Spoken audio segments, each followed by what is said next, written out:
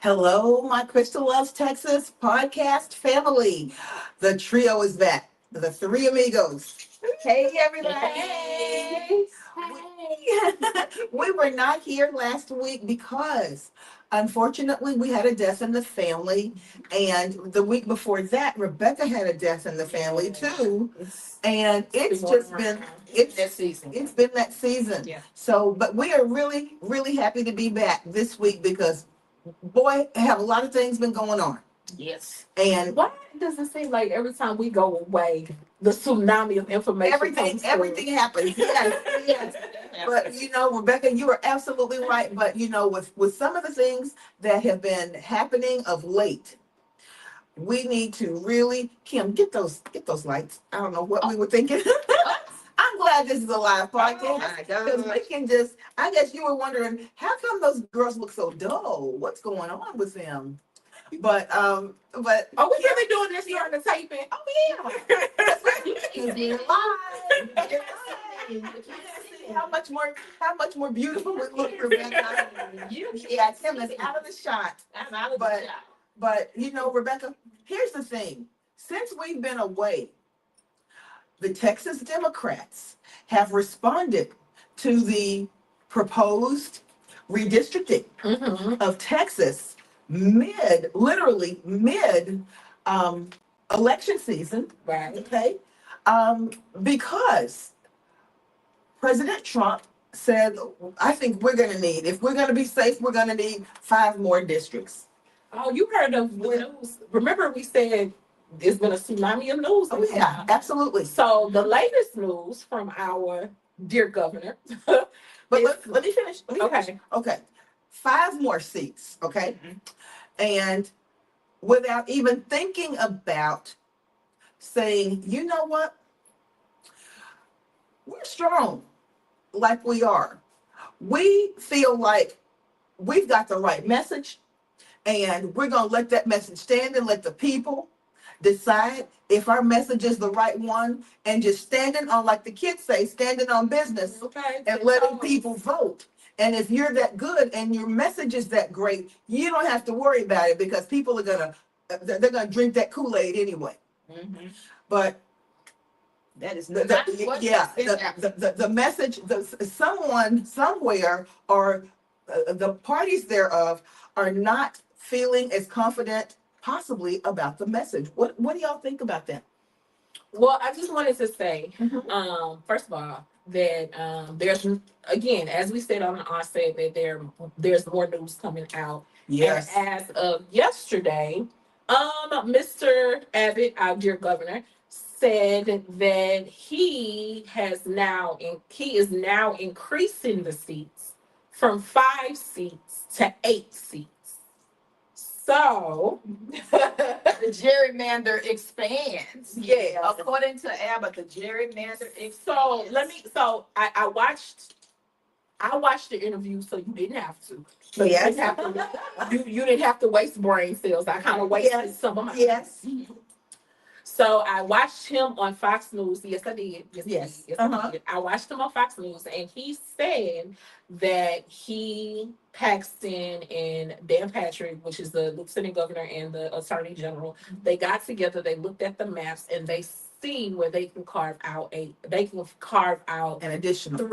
an additional 3 more seats. Now, what does that mean for the collective? If they can get 8 seats out of Texas, that means not a single Democrat will be sitting in the Texas legislature as a representative. That would wipe everybody out. Now, I have a question. Yes. Now, I think that's going to be really difficult, and that is because one of the Harris County, one of the largest counties in the country, absolutely blue. It's not purple, it's blue. There may be little tiny pockets of neighborhoods, like literally individual neighborhoods, Right. that are red in Harris County, Yes, but they're surrounded by a sea of blue. yes. Now, how they're gonna break that up and gerrymander that to where there is not any black representation Or minority or representation. minority representation, that's gonna be kind of a hard, I mean, to me, that's a hard lift. Well, here's this is my perspective on this. Where do we stop and allow fairness, the rule of law, and honor to come back in? To me, I'm going to tell you something. Since I was very, very young, and myself and Rebecca being history teachers, we kind of believe in an idealistic idea of what we're supposed to be, even though we've never reached that. Right. We believe what it's supposed to be.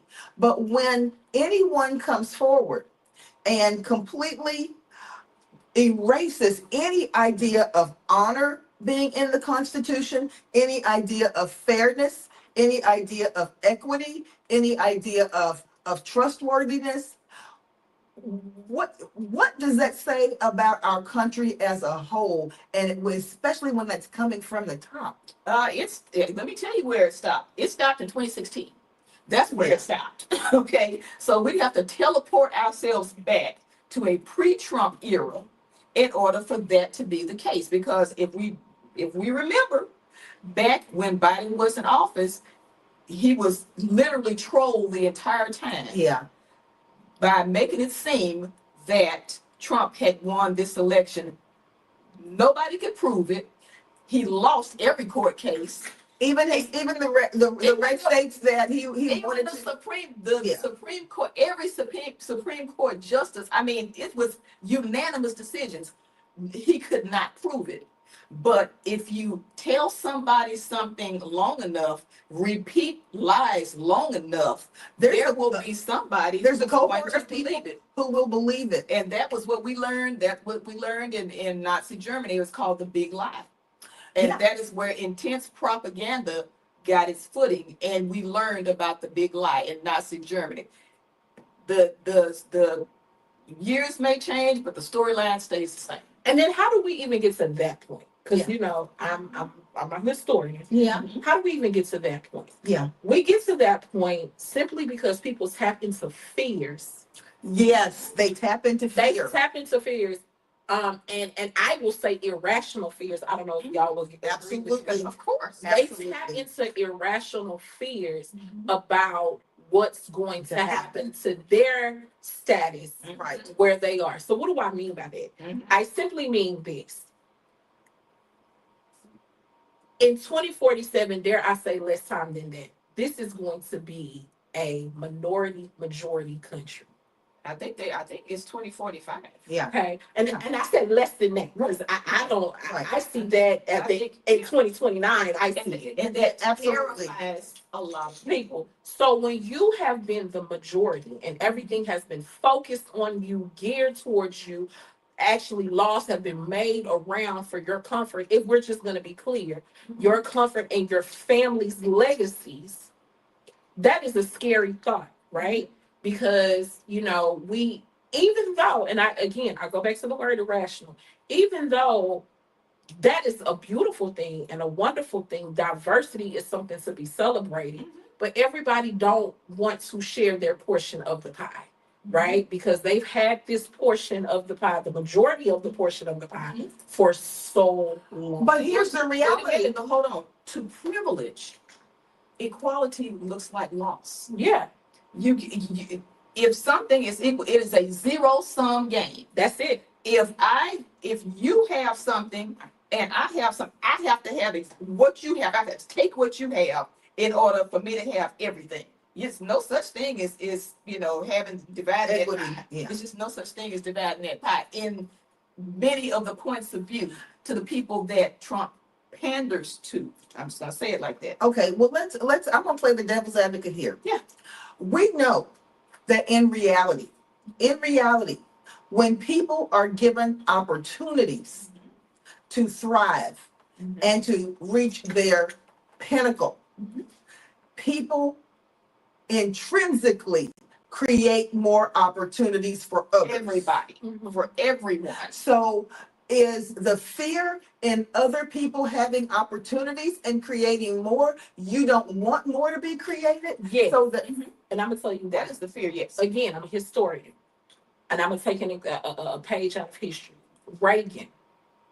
Mhm. When Reagan came into power in 1980, I wasn't even born then. right, I voted, but not for him. When Reagan came into power in 1980, colleges and tuitions were free in some instances, and in some instances it cost very little. But it was still kind of out of reach for for some. some, yes. But for the most part, if you lived a middle class existence or upper middle class You existence, didn't have to worry about you it. didn't have to worry about it because college was in the budget. That's right. Mhm. So, Reagan's Secretary of Education, well, he wasn't called the Secretary of Education then, but basically that's what he is. Mhm. Educational Commissioner, that's what they Right. called it then. Mhm. Literally said in a interview in the Los Angeles Times, Yes. and he quoted and said, if we have an educated proletariat, that's poor people, that's Mhm. Proletariat. proletariat, then they'll rise up. They'll rise up and we won't have any control or any say in anything. But here's the thing. Hold on. Okay. So when he said that, that convinced Reagan to go to Congress and say, hey, we need to do something we need to start taxing and we need to start taxing college students. We need to start raising tuition. We have to make it to where colleges start raising their tuition so everybody won't go. Right? Okay. So that happened during the Reagan years, and of course we know about the recessions Yeah. and all of that other stuff. That was one of the biggest reasons for the recession because now, Right. where parents were easily just paying the money for their children to go to college, now they're struggling, And taking out loans. taking out loans, Massive- which added loans. massive debt, Right. right? But think about what that underlying viewpoint was. The underlying viewpoint was if we have an educated proletariat, I'm sorry. That's okay. If we have that, they will rise up and we will have no say. Okay, but here's the thing. When people write, okay, an educated proletariat ceases to be an underclass. That's it, right? That's it. yes, that part. An educated proletariat ceases to be an underclass. Mhm. So they are creating, they are pouring into the economy. So you don't have the poor anymore. Do you think that it's so threatening for some people not to be able to look down on someone? Yes, and let me tell you why. Power An and privilege. educated populace Mm-hmm. ask questions. They are going to be the ones who are always going to push back. Right. You can't tell them just anything and have them believe it. Absolutely You can't not. tell them, yay, tariffs are going to be paid by China and Or you have don't them need an believe it. education. Or you don't need an education. You can't tell them that Yeah. and they'll just say, okay, well, yay. You can't tell them that. Some people who are educated, who are thinking critically, are going to always question and push back.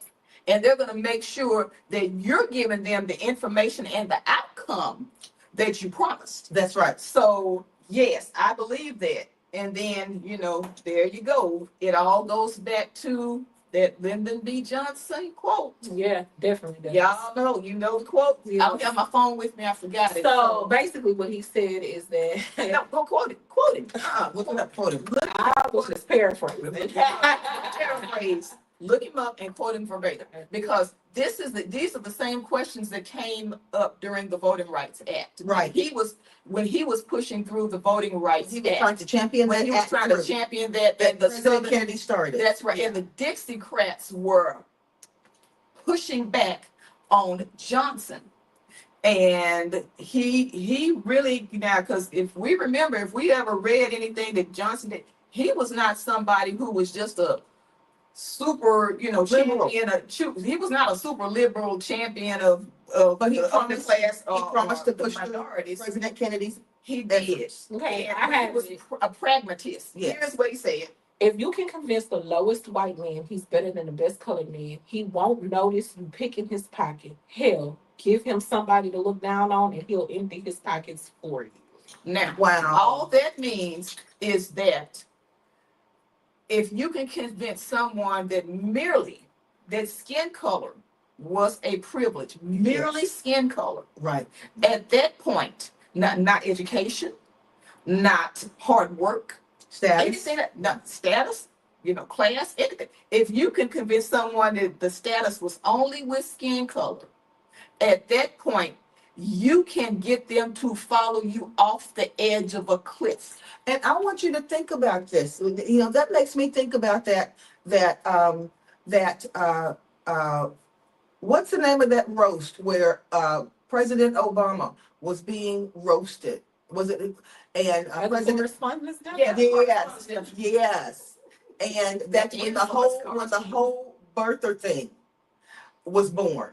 No, it With- wasn't with- born. It came out, it was born before Before that, then. but he addressed it then. Yes. Because And everyone laughed. they were trying Because to make him what- prove. Right, man. The was born. punchline was, and I think this was the punchline that made him Trump run for president. Obama looked Trump square in the eye, Uh-huh. and he said, there is a difference between you and I, a big difference. I am president, and you will never be." And and the whole room Erupted. erupted. Yes. The whole room erupted, and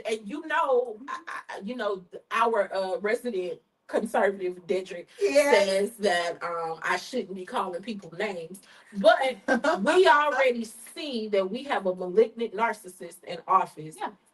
A whole room laughing at him, Yeah. and his own people Mhm. were even laughing Right. at him. Yes. That set him off, Mhm. and Yeah. this whole They set that in motion. it set it in motion. Yes. Mhm. And a lot of the decisions that he's making It's out of vengeance. is out of vengeance. Mhm. He's going around on national TV begging for a Nobel. I have Yeah. been studying Yes. history for 41 years almost. Okay? Yes. I've never seen a world leader, a laureate, anybody of academic Begging. prowess begging for a Trying Nobel. to convince somebody to nominate me. Yeah. They And no one will. Well, No one- the Ukrainian person did, and then he took Took it it back. back. Yeah. So Yeah. there's that. Yeah. But here's the thing. His game plan was actually very smart. Not that he's an intelligent man, but his game plan was intelligent because they have seen how well it worked. Yes. In the past. Yeah. They saw it. You Worked give with some. it.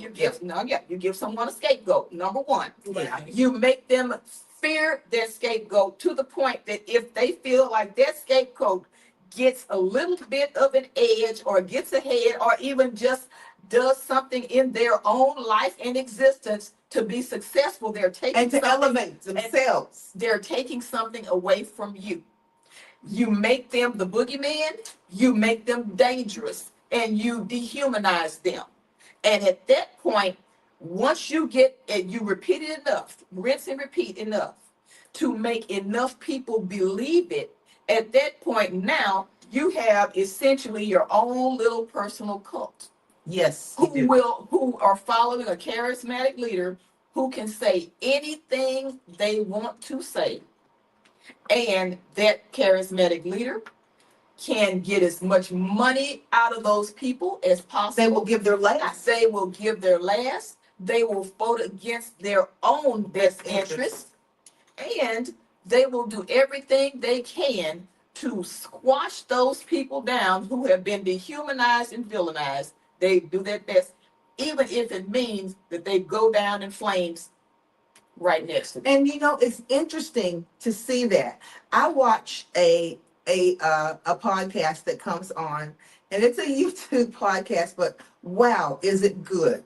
It's called Parker Get a Job. Has anybody ever seen Parker Get a Job? Okay. Parker's whole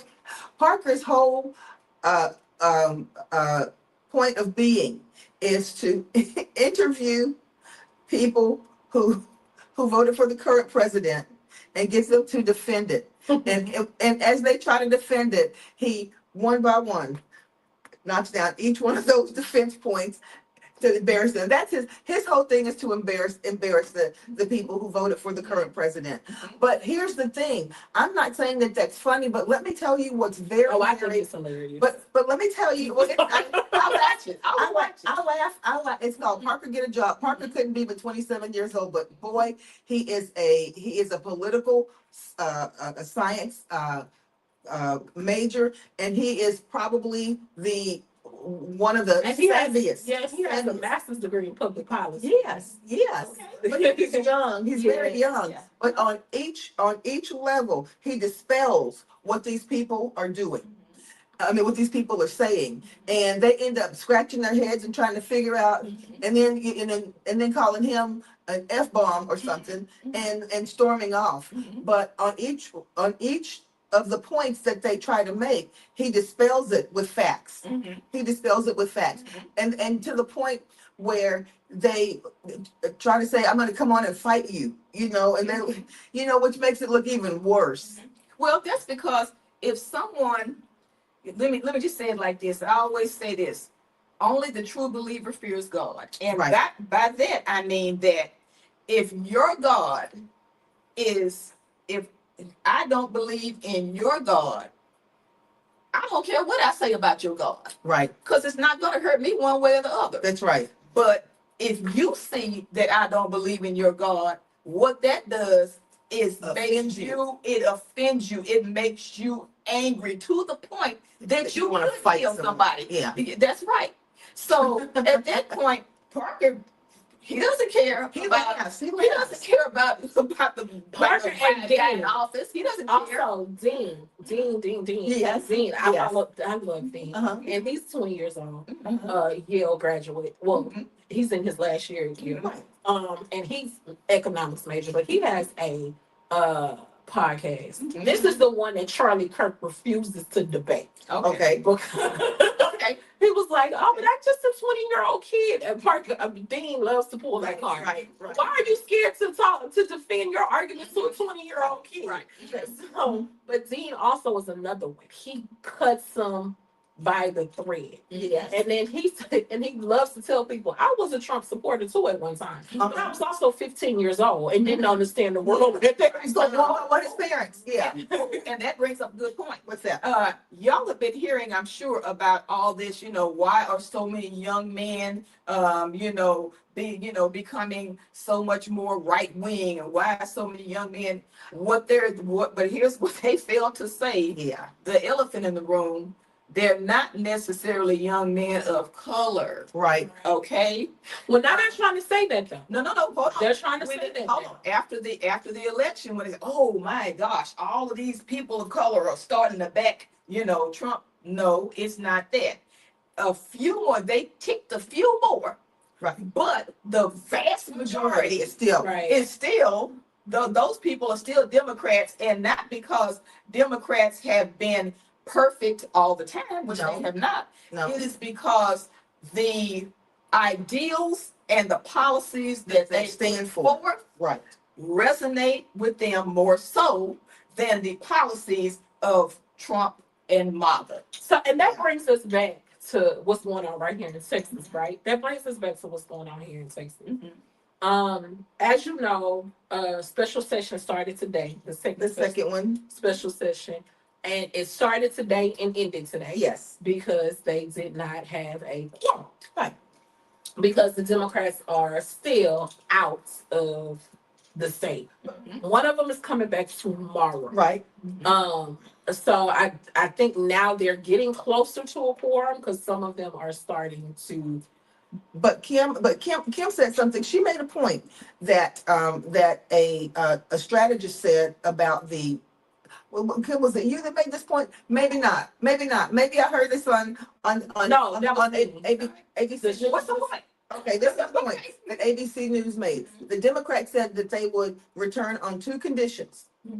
The first condition is that California shows the map that they are proposing to redistrict. Okay. And the second point was that the, let me make sure that it's right. The second point was that the Supreme Court agrees to take up the case. Ooh. Yes, Now, those are the only 2 points. what, But let me say oh, yeah, this. yeah, I I wanna question throw about this, that. yeah, I want to throw this in. It's interesting to me that, and somebody make sure you read Candace's opinions, because we for sure want to get her thoughts in here. Mhm. But Got that. but here's the thing. People are not talking about this at all, and I don't know why they are not. As these special sessions are being called, I don't know if people realize the amount that Texas state legislators make. Okay? Texas state legislators, when I ran for state representative, they only made about, not including the stipend, okay, the daily stipend, only about $37,000 a year. Yeah. They're not a state legislature that has that this is their livelihood. Right. So they're going back to be teachers and That's their insurance second brokers job. and insurance brokers Mhm. and store owners and this kind of thing. And soccer moms, they're going back to their lives. When you pull these people out away from their livelihood, I could care less what party they're from. You start to affect their bottom line. Exactly. And when you start to affect their bottom line, how are you going to make your point and continuing to pull them out? If you're a millionaire, you can sit there in that state capitol for the next 365 days, and people can bring you food to eat. Right. But when these single moms or soccer moms or people who are people in the community who have to work, Mhm. and they are doing this because way back when Texas was created, they said that we want to make sure that we get fairness and we get people in here that are here for the right reasons. We're not going to make this a job for them. Right. We're going to make it where they have enough to live on while they get their business done. Mhm. Well, when you keep calling these people back Mhm. like this, regardless of the party, you're affecting their ability to live. And not only that, according to the Texas State Constitution, it is not illegal to break quorum. That's No, right. it is enshrined in the Texas. That's the Yeah. thing. They are trying to go after these Democrats for something that is literally not illegal. Right. So That is- here's the bottom line. The bottom line is why is this happening, right? Right. This is why is this happening, and it's happening because of what is known as redistricting. Okay, so usually redistricting takes place every 10 years. So Right, after the census, so we take the census. We've been doing it for 10 years, forever. After And that's in every state.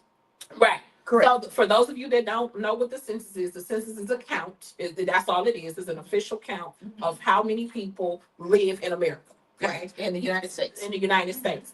And they take this. Now the census is done all over the world. It's not just done here, but it's done everywhere. But this is how our census is done. Right. So they take that data, right? And then they take that data, and then when I say they, I mean the federal government takes that data. Then they start saying, okay, we have more people living here. They extrapolate out of that. They extrapolate from the data. Right. And this is how they come up with who represents what district at the state, the local, the state, and federal level. Right. Okay. So if there's more people in an area that's living in an area, so just for instance, to make it a little bit more plain and clear, if there are more people in third ward, Right. okay. We see after we taken the census is they have 15,000 more people they did 10 years ago, since 10 years ago. Okay, so now we're going to take this and we're going to split third ward up. So instead of third ward having one representative in the house, Right. we're going to have another area so they can have another. So everybody can be represented in the federal, state, and local government. So that's just one of the purposes it fulfills. Then you have other purposes like the CDC and Right. you have But here's the thing. Now, with once they redistrict, then what they tend to find is that population shifts and demographics have made a different dance in that 10 years. right. And when they gerrymander redistrict the last time right after the census, they found that the majority of Texas was Hispanic. That's right. Texas has a Hispanic So that's what I'm saying. majority. So out of this data comes a myriad of things, Yes. right? What is the demographic population? Who lives there? Has there been a demographic shift? Yes. Has there been a gender Right. shift? Yeah. Have there been a family shift? So they look at all of this, and this is how your services are provided Right. from this data. This is how this is how new laws come on the books. Education is funded. Education is funded. It's laws. advertising. Yeah. All of that. So it's very, very important that they do this. Now, the problem with it happening now, so everybody understands the purpose. Now let's move to the problem. And let me stop you for just a second. No one heretofore has had an issue with the way that it's done when it's done in a equitable way that is standard throughout the nation. I'm headed to the problem. Okay. So here's the problem. Yeah. Okay. The problem is we are smack dab in the middle of our 10-year census because the last census was taken in 2020, and some people say Right. that it wasn't done accurately. Yeah, all of a sudden after All of a 5 sudden. years. Right. It wasn't done well, I kind of believe it just to who was in office at that time. But so now the problem is you're redistricting without any accurate numbers. You're cutting out districts, you're wiping away districts, you're merging districts, and you don't have the data To back it up. to back it up. Mhm. So now the problem is coming in. Now you are throwing everything off. And when I say you're throwing everything off, you are making life a little bit harder for people who need services. Well, and not only that, the reason why it was said that Trump wanted this redistricting to happen is because the last time the redistricting was done after the 2020 census Right. was that it was unconstitutional. He said it was unconstitutional and because it was basically giving these minority districts A voice. more of a voice. Right. So now let's get back to Texas being a majority Hispanic state, Right. right? So And then with the Anglo population, it was what 36%, something like Right. that, somewhere in there. 38.6. 38.6, yeah, 38%. And then Hispanics, and is then that blacks, 42%? exactly, blacks, and then Asians, and then Right. folks. Now here's the problem. When it was redistricted the last time, when redistricting happened, it was happening so that the number of seats that people who were in the minority had was 66% of the seats. Is that correct? Mhm. Am my numbers correct, Rebecca? Okay, so now you have the minority of people in the state controlling the voice of the majority of people in the state, and therein lies the problem. Right. If the people who actually, if it was set up to where it was distributed equitably, Right. representation, then at that point, who would not be in power? Somebody else to me, who would not be in power? Republicans. Ding, ding, ding. Okay, so that is why this is happening. That in a nutshell is why this is happening. Also, when you look at 2020, that was COVID, right? So voting was done differently, Yes. right? So thanks to Chris Hollis, Christian Renifee, and I found out Warren was in Commissioner Linda Hidalgo. Yeah. Hidalgo. They set up a system to where people had access to voting because of what was going on. That had never That happened has before. never, so they had drive-through voting. They had 24 hours. 24-hour voting. Yes. People voted that has never been voted voted before because they had access. Right. In that year, Joe Biden won Houston by 97.6% of the vote. Okay. So let me say that again. Joe Biden won Houston by 97.6% of the vote. Joe Biden and his running. Oh, I'm sorry, and Kamala Harris. Excuse me. And it just wasn't happening in Houston. Mhm. I found out too. Dallas duplicated our system. San Antonio duplicated our system once they found out what it was. So now you got all of these big numbers and these Democratic ballots is coming in, and now we got a problem. Yeah, now we have a problem.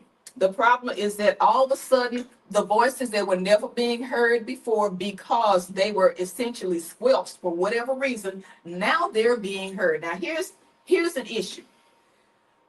Back when the Supreme Court took the case of Shelby versus Holder, Right. that's when Shelby County in, what was it, Mississippi? Shelby County? I can't remember where it was, but Shelby v. Holder. And they filed a lawsuit. Went to the Supreme Court that they did not want the federal government to be able to review their redistricting lines before they were put into effect. So what does that mean? Okay, so To me, that means that there's something you don't want me to see. yeah, when the Voting Right Act was in full effect, Right, then at that point, because there were southern states that literally from time immemorial right, had issues with having fair lines drawn. The Voting Right Act, for a short period of time, made states have to go in and show the government right. their lines drawn to make sure that people were not being disenfranchised. That's right. Okay, so now when Shelby v. Holder went to the Supreme Court, the Supreme Court said no. You no longer have to show us your lines. You can do essentially whatever you want, as long as it is not for a racial outcome, as long as you're not gerrymandering a racial outcome. Right. If you're gerrymandering a political outcome, it's just fine. You can do that. Wow. Now, what does that mean? That means that all the language that is coming out now with redistricting, especially in the state of Texas, Yes. it is not coming out in racial language. It's coming out in political language because they know that With the same effect. it's the same effect, but they know that it won't pass muster now with the Supreme Court because Supreme Court has essentially, with that one ruling, gutted the Voting Rights Act. So now this is why all this is happening. Right. And to take it a step further than that, Mhm. bringing it back to Texas, this is why, well, the question was asked to Dan Patrick. Oh, God. The question was asked to him, why are you doing this? Right? What is the Mhm. purpose? Mhm. You know, now they don't have to lie anymore. They don't have to cover it They up don't with have to lie. jargon. They're just saying what it is. Mhm. And you know what his answer was? Because we can. Yeah. That was his answer. Mhm. That's been his answer all along, because we can. We owe nobody, this was the second part of it, we owe nobody an explanation of what we do and why we do in our state. Mhm. Why is that being said? Well, because now the way our president is going to Congress and saying that everything needs to be returned back to the states, right? So if I put everything under states' rights, which little by little is going there. If I put everything under states' rights, that means that the federal government does not have to question or step in, right? Yes. So what is that doing? First of all, that's undermining federalism, because if the definition of federalism is the separation of, the shared powers, shared powers between the state and the national government. Right. So that's undercutting that, right? Because now the federal government is saying, no, that's a federal law, and your federal law always trumps, no pun intended. Right. The Right. federal law State always law. trumps state law. So now they're having when I say they, I mean the federal government and the executive branch. Right. Let me be more specific, which is the president and the vice president, more so the president, Right. is trying to push everything to the states. Because if I push everything, the prevailing view is if I push everything to the states And I have the states in my and hand. I have the states in my hand, I don't have to answer to the federal government. Herein lies that problem. Mhm.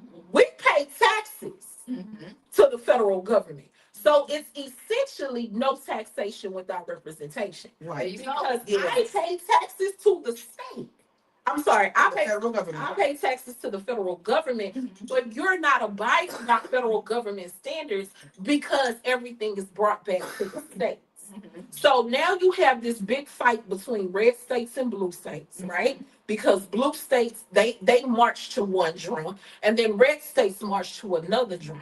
So now we have a situation where our civilization or our country is more so terms going back to Civil War day eras, right? Because now you have a group of states that's marching to one drum, and you have another set of states that's marching to another drum. Oh, and that if that is the case, how does that wrap up into what we need to do, Rebecca? Okay, but hang on one second. All right. I want somebody to lay this on the table because Okay. before we started, Uh-huh. it may have been Rebecca and I talking about. I'm sorry, my allergies are kicking in, and Always. Okay. Always. Go ahead. You okay? I'm sorry. Yes, and I did so good at school today. She did. I was so good at school today. Not that I would know. I did. You ain't girl about the water. Go ahead. But anyway,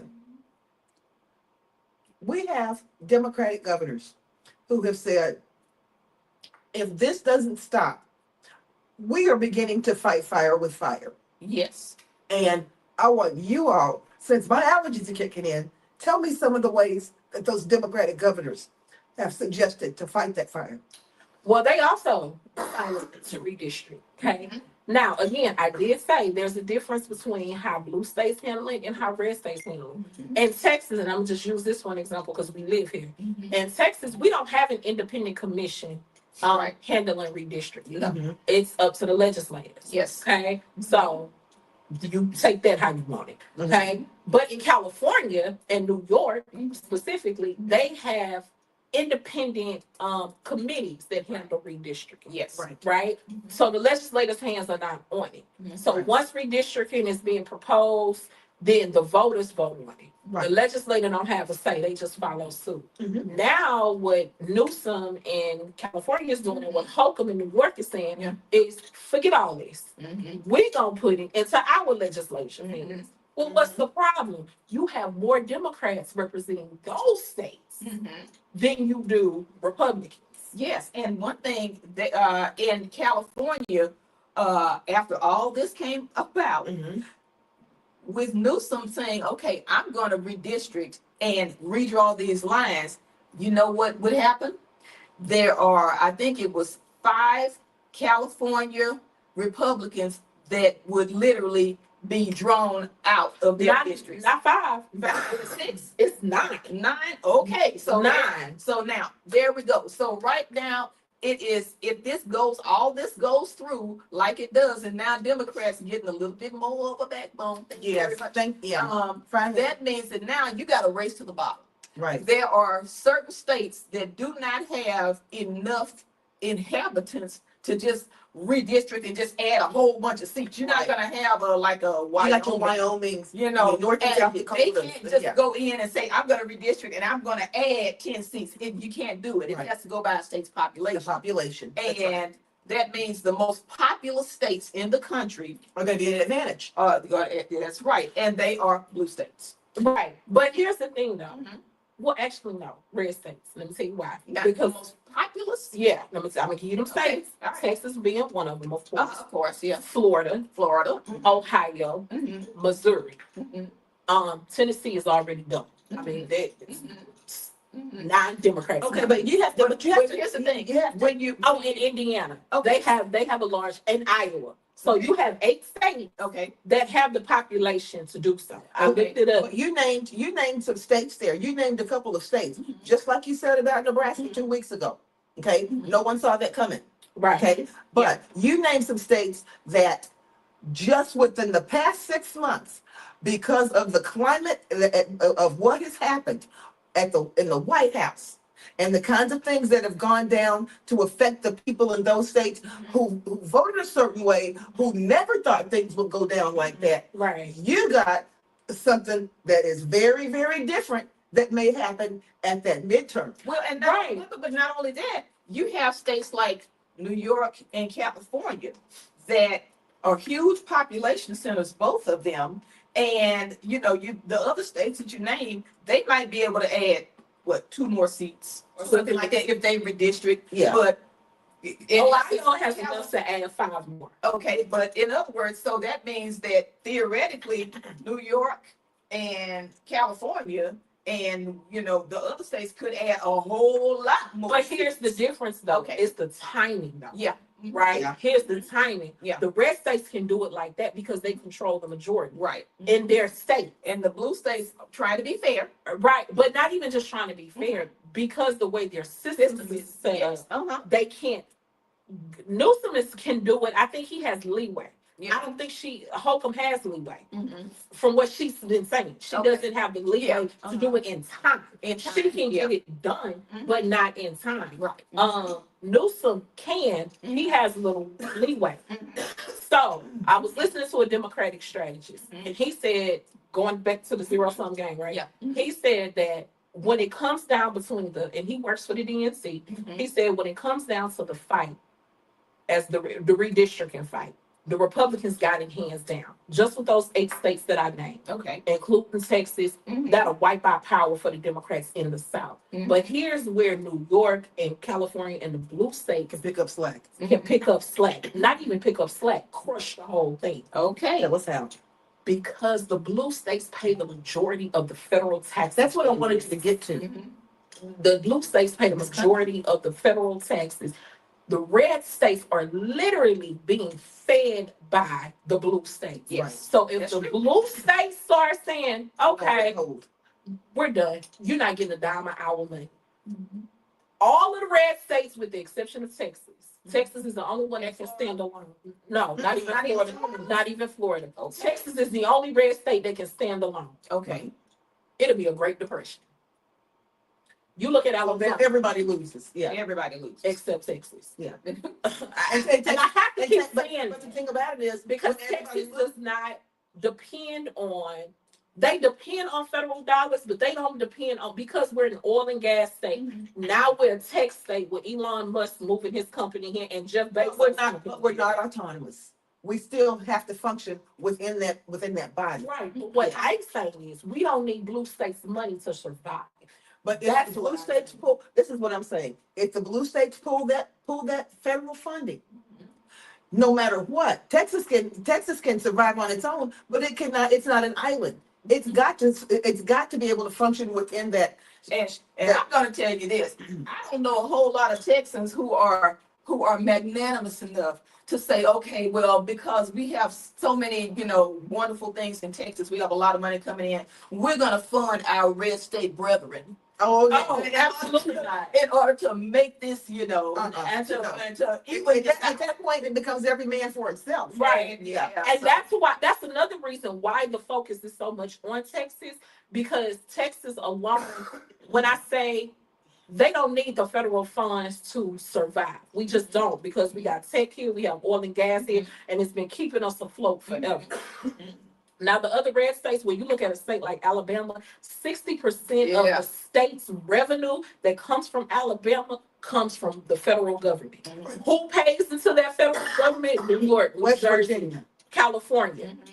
They pay into that. Yeah. So all it takes, so yes, I hate to be the one to say it, the red states got the power. They can wipe out Democratic power, but the blue states got the power of Got the the money. purse. Yeah. And the power of the purse trumps everything else.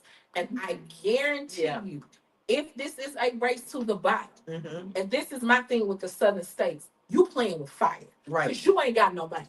Right. Yeah. Well, there you go. You don't have a leg to stand on, because if these blue states say, and you're right, it's illegal technically because of the Civil War and some of the laws that came Right. after that. Mhm. It's illegal for blue states to say, no, we ain't paying. But at the end of the day, our legalities are out. That's right. Yeah, That's right. Yeah. So legal has been the course of that's That's been right. That's been the You know. blueprint for the last, And that's since that's November. that's why Legal. that's why when I see our governor get on TV and talk about fairness and the Democrats not coming back and doing their job and doing what's right for the country, what are you doing? It's called hypocrisy. It's Let's hypocrisy. let's just break that down. Yeah. It's called hypocrisy. Yeah. And he can say anything he wants to, and if people believe it, okay. But it's called hypocrisy, Yeah. and that's just all it is to it. And I'm going to So- swing back around to this. If you are so good and steadfast about what your policies are and how good they are for the country and how we are doing so much better and how people love them, you let people tell you that in the voting box. You don't have to mess with anything. That's right. Exactly. But I believe that's why Abbott is being big chested because unlike the other, because you notice the other governors in the South ain't really saying They haven't said much, They anything. said, yeah. except DeSantis, and we are, he insane. But if you notice, the other governors have not opened up their mouths, Right. and you would think by now they all would be shooting back Yeah. and forth. Yeah. But they Nobody has said a understand, word. Yeah. right? Texas can beat this on the chest because at the end of the day, if California, New York, Jersey, all of them cut off money, Right. Texas is the only one that can really stand, Yeah. right? So Abbott can beat his chest all day. Yeah. The And he's not going to try to attempt to self-fund all those poor states. No, he's That's not gonna happen. That's not. That is not gonna happen. No, because the residents are not, the citizens of Texas is not going Not to gonna stand for it. That's right. right. You already got us in this mess, and That's you right. want us to share revenue? Yeah. No, that's not how that's gonna work. Right. But that's what this is all. It all boils down to a power game.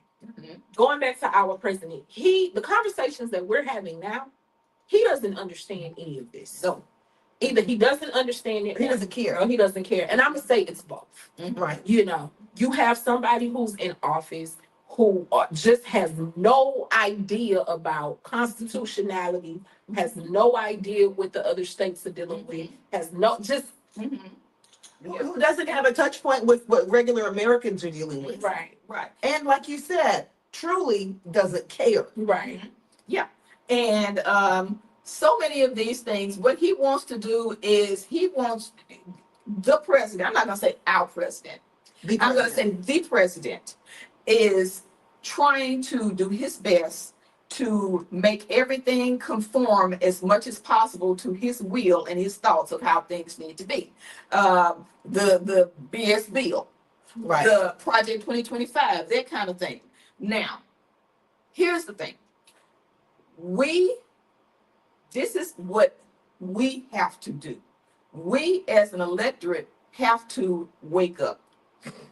And that is because in the last election, 77 million people voted for Trump. Right. 75.5 million people voted for Kamala. This was not a landslide, okay? Yeah. And that was a Yeah. medium-sized Texas city, okay? Yeah. And Trump got less votes. Let's add this. He got less votes this time than he did last time. But here's the thing. Here's the important thing in all of this. And I said it before and I've said it again. 90 million people set it out. Right. 90 million people set it out. And this is something that Beto O'Rourke said about Texas. Texas is not a red state. Texas is a non-voting state. Right. When you vote, when he ran for governor, he lost by 900,000 people. Yeah. Texas is a non-voting state. Right. It's almost a state that has given up, saying that, well, they're just going to do whatever they want to do. No. I'm going to tell you. so. I don't think so. Let me tell you how. Okay. And I'm going to speak from the perspective of what we've learned about teachers. Okay. When people, for a long time here in Texas, we've been very comfortable. Yeah. Under Obama, let's tell it like it is, whether or not people want to come forward and say it, whether or not they like Obama or they don't want to give him credit. Okay, it was a comfortable place to be. And Everybody went there, people got insurance. Yeah, people were doing well. The economy was well. Gangbusters. The people had jobs. The joblessness rate was way down.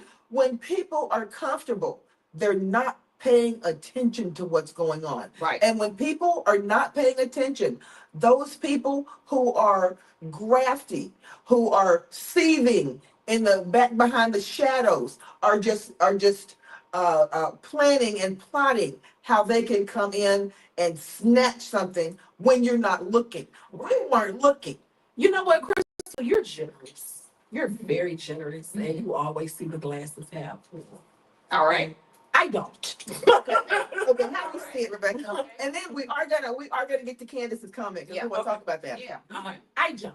Mhm. I will die on this hill, and you're gonna hear me say this forever. Mhm. America, Texans, Houstonians, everybody. We have an anti-intellectual problem. What do I mean by that? I mean, we are a nation. First of all, you the studies and statistics are out.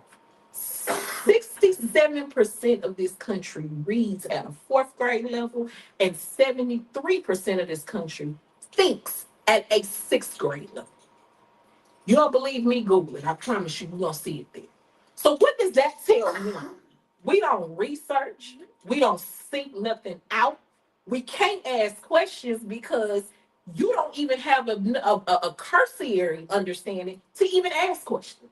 So, we're in a place where people tell us whatever we want to hear and we believe it. But Rebecca, you're making my point. You're literally making my point, which is when we're comfortable, we don't seek, we don't see it. We're not looking for it. Everything is seen through rose-colored glasses. Mhm. But that wolf or that snake or that python is coming up behind us. Because, and I figured that out in the last election, when these people, and me and you, we laugh Yeah. about it all the time, but it's really not funny when you think about it. Mhm. When people said that they were voting for Trump because he gave out stimulus checks. Wow. Every time I was in a position where I was around a lot of young men, and you'd be surprised the number of young men of color who said that. And I had to come back, Did not have a higher education.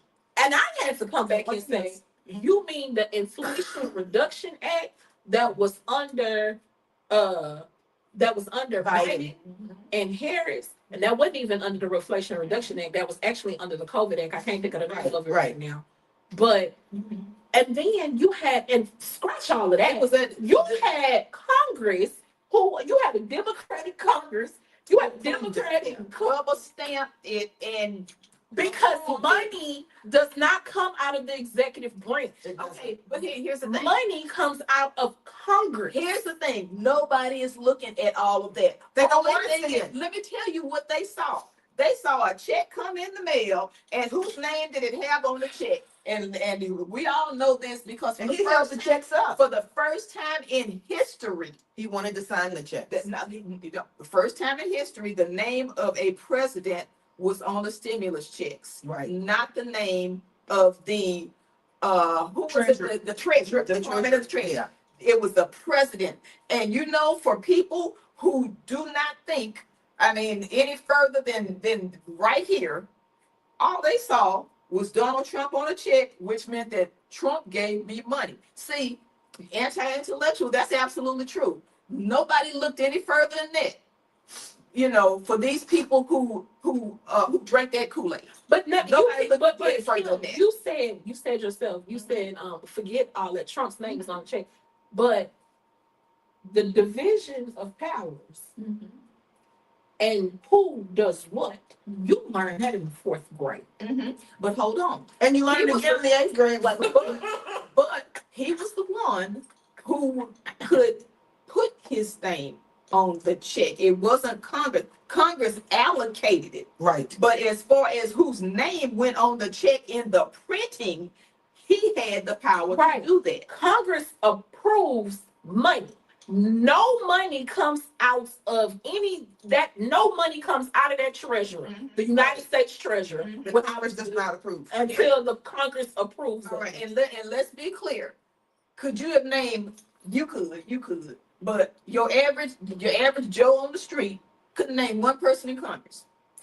You couldn't name one person in Congress, but they knew who Trump was, and they saw a check. They saw Trump, and so in their mind, they said Trump gave me money. And I'm just Right. talking about Yeah, how people think. That's how they I'm think. not talking about And how you're right, it because makes sense. I had a conversation with a gentleman, and we don't get to Candace, I promise. I had a conversation with a gentleman. He said, well, Trump cut taxes for me. I said, I'm sorry, do you make 300? I said, and I know I'm not gonna say his job, Right. but I was like, when did y'all start making $400,000 a year? Right. Mhm. Right.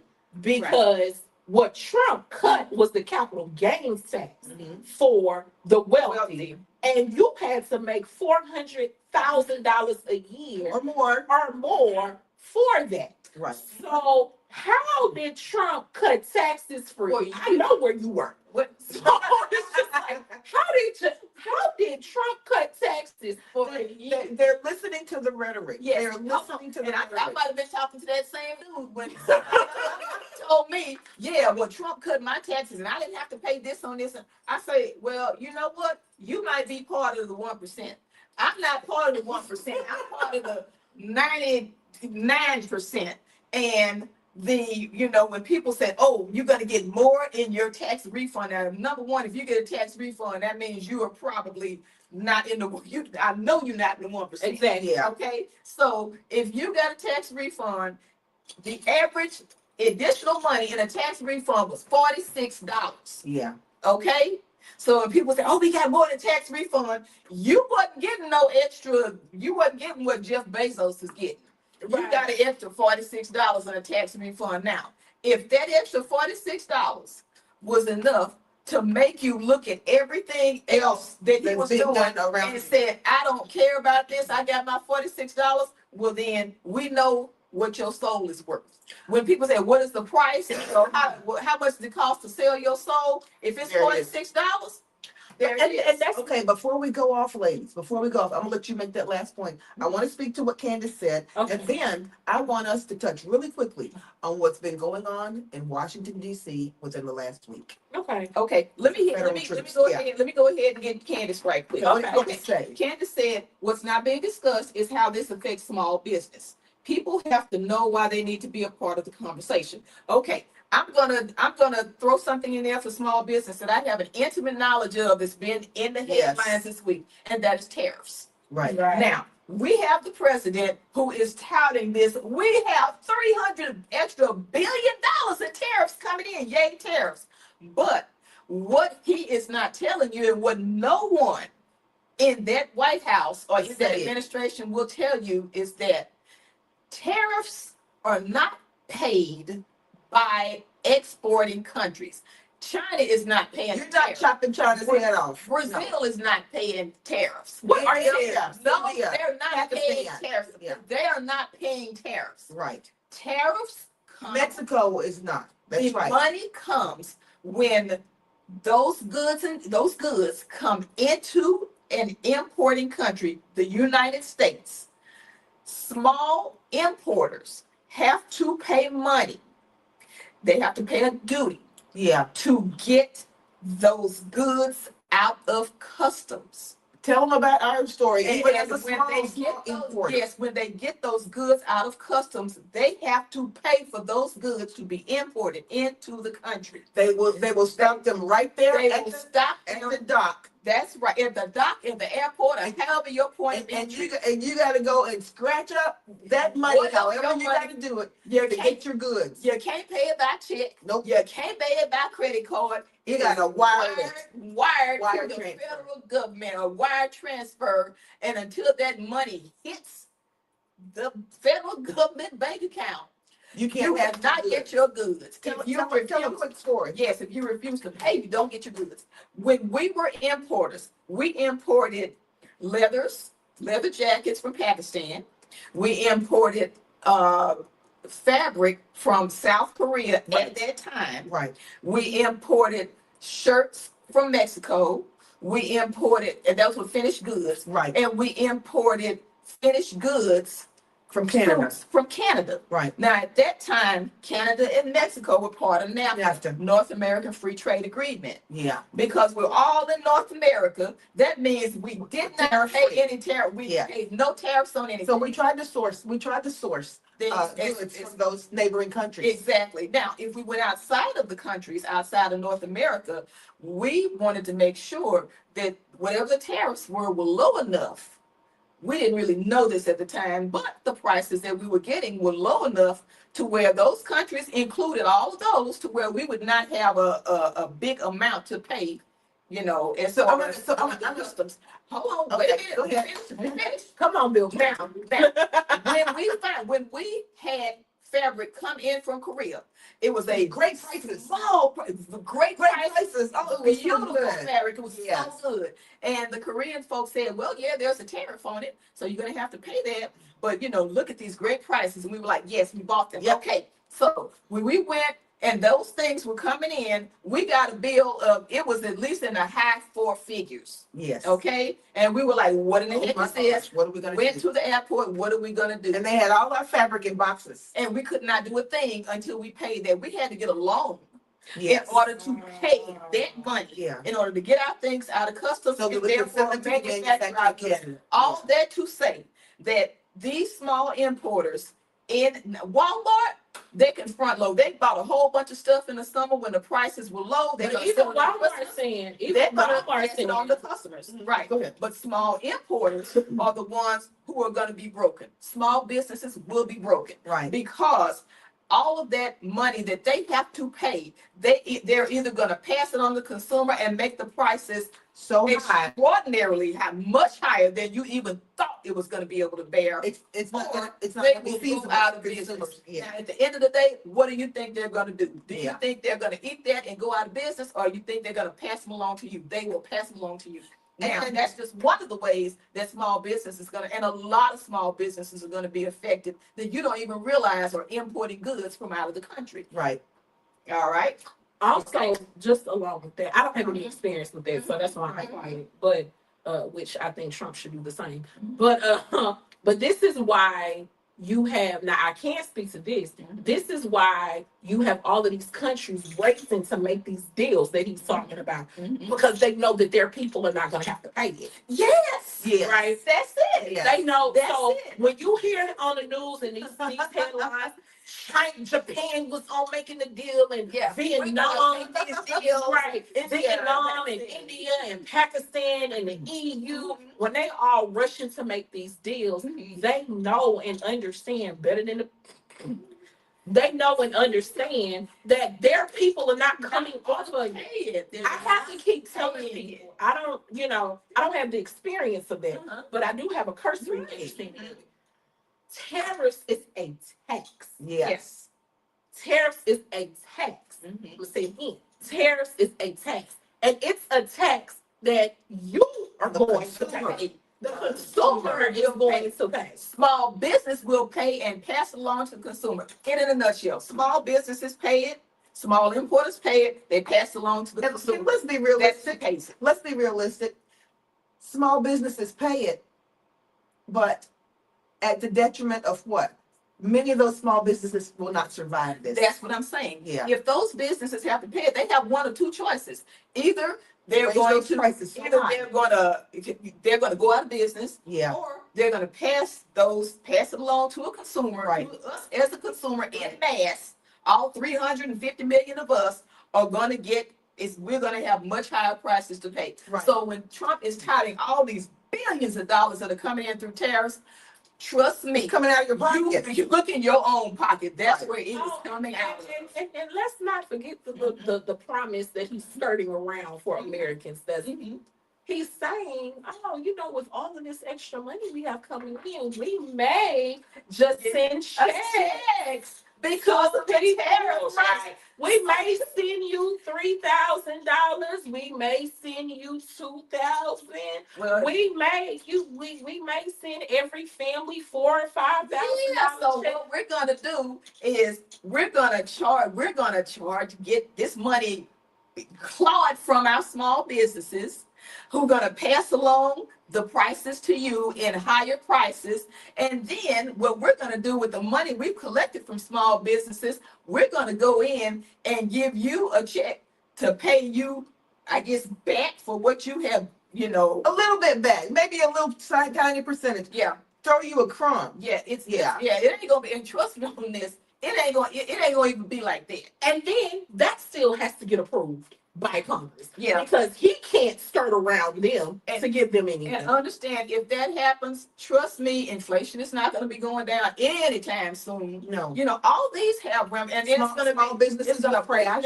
That's right. If small businesses crash, that's gonna drive us into a recession. And that's what's gonna happen. And understand when you get these quote unquote checks back, which don't hold your breath. I'm just saying. Don't. You know, Don't. if you think you gonna get these checks back, did we learn nothing from COVID? What happened when we got all these stimulus checks? What happened to the prices of everything after we got these stimulus checks? They went up. Well, prices went up during COVID because of the supply chain all over Right. the entire world. It Right. wasn't just the No. But I'm just saying, just taking a page from that, of course. Mhm. But when you get checks back, Mhm. right, people are going to drive prices up more because now you have the funds to pay for it. Yeah, and just understand this. All this tariff money Trump is talking about is coming from importers into the United States. It's coming from those people. It's not coming from other countries. If the US puts 140% tariff on China and China puts a 5% tariff on the US, that's because they know that when those goods are coming into China, their importers are only paying 5% more.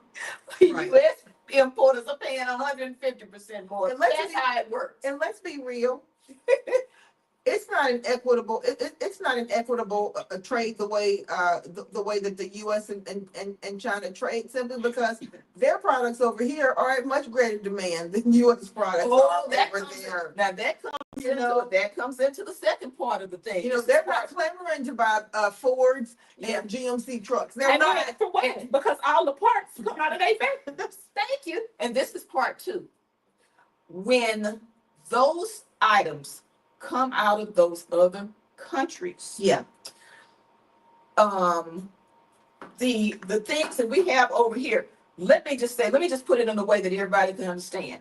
It is no way in the world at this point in our economy right now that any manufacturer in the US can make a dress that Temu can sell for $10. I know. That's bottom line. They That's can't, right. they They can't can't. make a product They that can't. Amazon is selling for $2 They or can't. $5. Uh-uh. We cannot make it here. We would have to go backwards 100 years. We would, And then that was we would not wait, make it here. and let's dispel this lie too, because this is another lie that's coming. All this manufacturing with that kind of stuff ain't coming back to the US. Wait, that's the lie that's being told. Right. Yeah. And this is why the trade unions, which I could never understand for the life of me. Why? This is why the unions, not the teachers unions and stuff like that, but the trade unions, the manufacturing unions, I don't understand how they got behind Trump the way that they did. The Teamsters, that's who I'm referring to. Because they were thinking that for some reason all this manufacturing was going to be coming back to the US. No. Here's what I want people to understand. Yeah. When people think manufacturing, they think cars. Yeah, They that's think what heavy they think. equipment. They think something where people are going to be paid $30 and $40 an hour. They're not thinking about To buttons and stand, zippers. that's right. To stand Yeah. at a belt all day long. Right. That's what they're thinking. And here's the bottom line, even with that. And I always say, Crystal and I laugh about this shit all the time when I brought this up. All of this stems, this is businesses' fault, not small business, Right. but this is corporations' fault. And I'm gonna tell you why this is their fault. Because they wanted to outsource their companies for cheaper labor. Absolutely. Okay, so businesses started eroding in the United That's States capitalism. under globalization, right? Because they found out I can Right. go get cheaper labor Mhm. in all of these third world countries and these factories and, all And a that, better product. at a better product, at a faster Faster, rate. Better faster. Better, faster, cheaper. So now you have this where now you got all kind of companies, American companies all around the world now. They never saw the unintended consequences, right? The unintended consequence of all of this was immigration, because Yes. the business center, now you're doing American businesses overseas. Right. Okay, they said the number one. When I say they, the government is saying the number one language spoken in the business world around the world is English. So you now have a whole westernized culture. We talk about cultural diffusion all the time with our kids. Now, all of these countries are starting to adopt Western ways. Right. For not 100%, but they're But starting enough to do business. but enough to do business. Right. So the Western culture is being fed all around it. That's the unintended consequence of globalization. Right. So now, do you think these companies now that they start to see how much money that they are bringing in and all of this other stuff, do you honestly think now that they're going to continue to work for pennies and scraps when they see now that we have internet, now that everything is global, the world is more smaller. So Right. now they're seeing, oh, this is what they get paid for in the West for what I'm doing here. So what do they start doing? Well, They start demanding. well, so many of these countries that do a huge amount of manufacturing, their ace in the hole is the fact that they might have 1 billion people. Okay, they're going to always have a class of people who will be able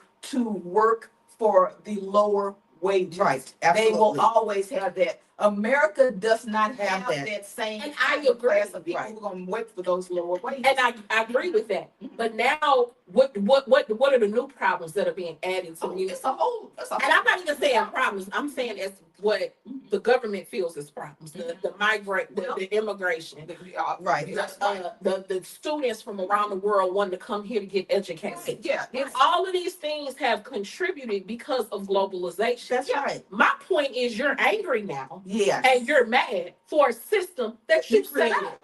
Yeah. Well, You that's created how it works. this. That's how it works. And hold on, let's not forget the pledges of all the manufacturing pledges that all of these countries are making. Well, so and so has pledged this amount of money. Yeah. They pledged this Yeah. amount to come in. They pledged to come in and build Yeah. all these factories in 4 years. In 4 years. Right. Okay, so now And we've been that's that's that the pledge. In 4 years. Hold Yeah. on. That pledge that someone has made to come in and build a factory and basically undercut themselves and take money out of their own pockets because they could have made whatever Yes. widget they're making better, faster, cheaper somewhere else. They pledged it to this man, to this president who has no clue about economics 101. Right. Their pledge is about good as his pledge he made to his wives to be faithful. I'm gonna leave it there. Yeah. Right. So now you got the companies, now you got heads of state like China who's saying we can go tier for tier.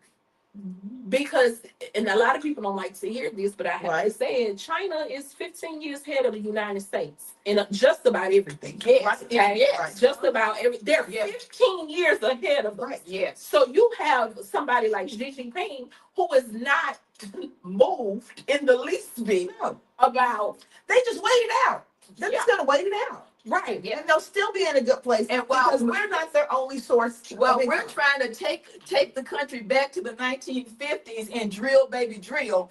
They are Moving pushing ahead. solar panels. They are pushing electric vehicles. They're selling them to the vast majority of everyone else, Pre-manufactured housing. Yes. of everyone else in the world, while we're still looking right here inwardly, like we're building a wall around ourselves and saying, hey, we're going to bring back coal.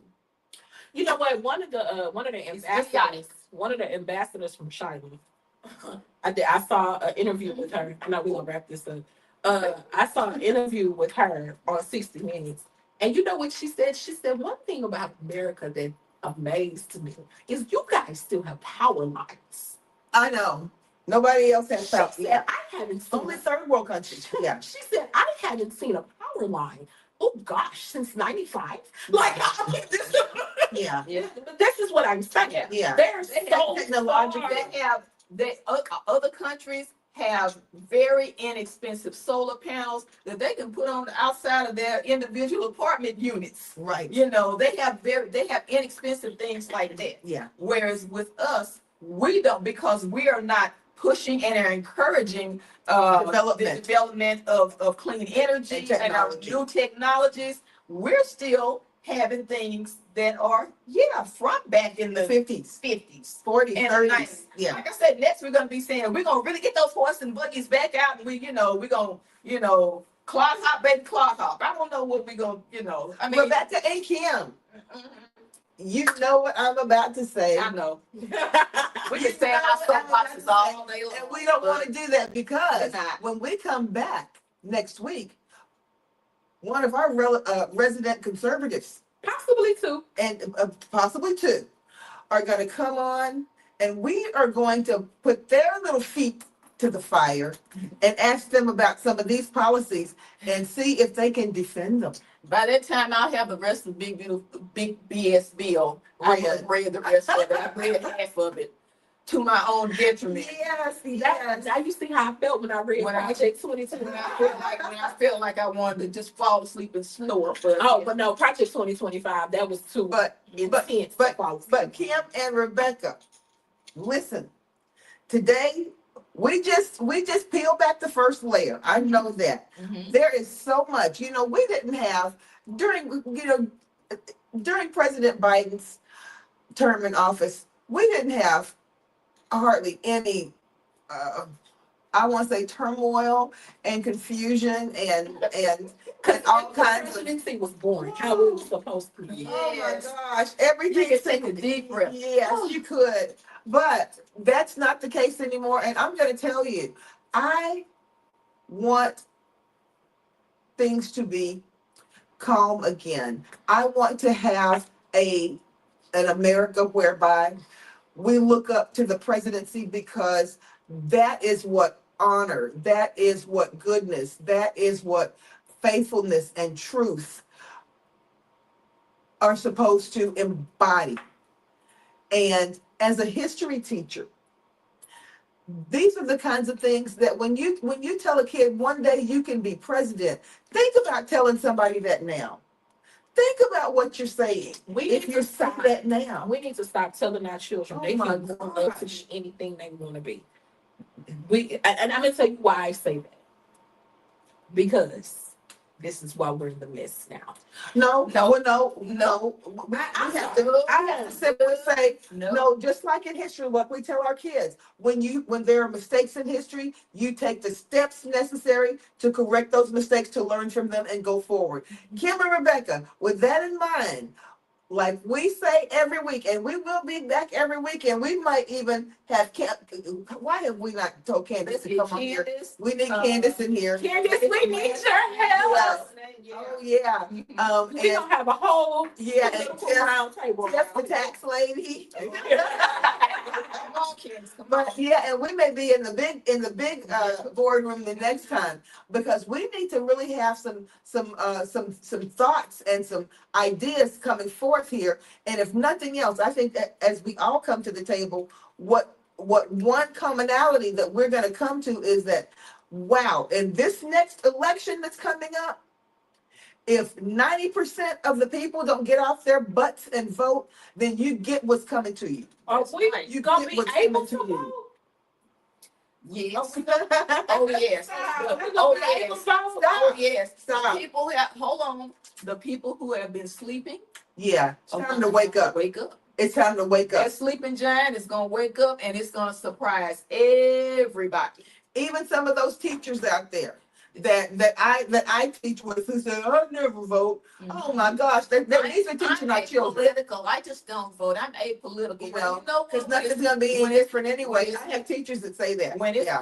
coming, directly out of your pocket, not just theoretically, but directly out of your pocket, you wake Because up. I need teachers to understand You this too, wake and then up. we can really go. I need teachers to understand. There is, and I want every teacher under the sound of my voice to hear what I'm saying.